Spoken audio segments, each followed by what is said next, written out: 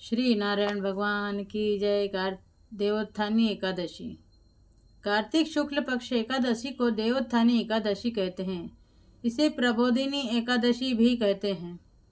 कहीं कहीं यह देव उठने के नाम से भी प्रसिद्ध है। कहा जाता है कि इस दिन भगवान विष्णु जो क्षीर सागर में सोए हुए थे वह 4 माह के उपरांत जागे थे। विष्णु जी के शयन काल के 4 मासों में विवाहादिक मांगलिक कार्यों का आयोजन करना निषेध है। हरि के जागने के बाद से ही सभी मांगलिक कार्य शुरू किए जाते हैं।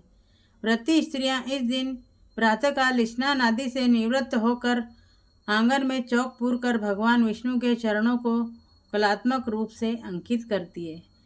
दिन के तेज धूप में विष्णु जी के चरणों को ढक दिया जाता है।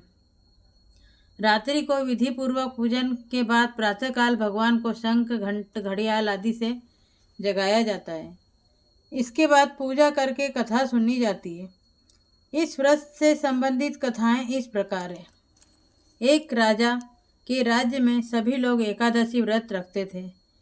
प्रजा तथा नौकर चाकरों को लेकर पशुओं तक को एकादशी के दिन अन्न नहीं दिया जाता था। एक दिन किसी दूसरे राज्य का एक व्यक्ति राजा के पास आकर बोला, महाराज कृपा करके मुझे नौकरी पर रख लो। तब राजा ने उसके सामने एक शर्त रखी।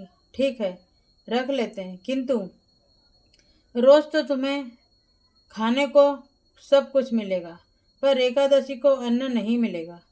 उस व्यक्ति ने उस समय हाँ कर ली, पर एकादशी के दिन जब उसे फलाहार का सामान दिया गया तो वह राजा के सामने जाकर गिड़गिड़ाने लगा, महाराज इससे मेरा पेट नहीं भरेगा, मैं भूखा ही मर जाऊंगा, मुझे अन्न दे दो। राजा ने उसे शर्त की बात याद दिलाई, पर वह अन्न छोड़ने को राजी नहीं हुआ। तब राजा ने उसे आटा दाल चावल आदि दिए। वह नित्य ही की तरह नदी पर पहुंचा और नहाकर भोजन पकाने लगा। जब भोजन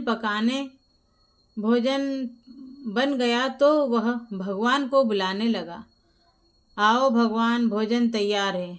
बुलाने पर पीताम्बर धारण किए हुए भगवान चतुर्भुज रूप में आ पहुँचे तथा प्रेम से उसके साथ भोजन करने लगे। भोजनादि करके भगवान अंतर्ध्यान हो गए तथा वह अपने काम पर चला गया। 15 दिन बाद अगली एकादशी को वह राजा के पास जाकर कहने लगा कि महाराज मुझे दुगना सामान दीजिए। उस दिन तो मैं भूखा ही रह गया। राजा ने कारण पूछा तो उसने बताया कि हमारे साथ भगवान भी खाते हैं, इसलिए हम दोनों के लिए तो सामान पूरा नहीं होता। यह सुनकर राजा को बड़ा आश्चर्य हुआ। वह बोला, मैं नहीं मान सकता कि भगवान तुम्हारे साथ खाते हैं।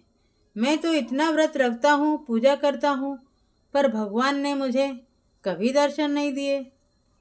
राजा की बात सुनकर वह बोला, महाराज यदि विश्वास न हो तो साथ चलकर देख लें।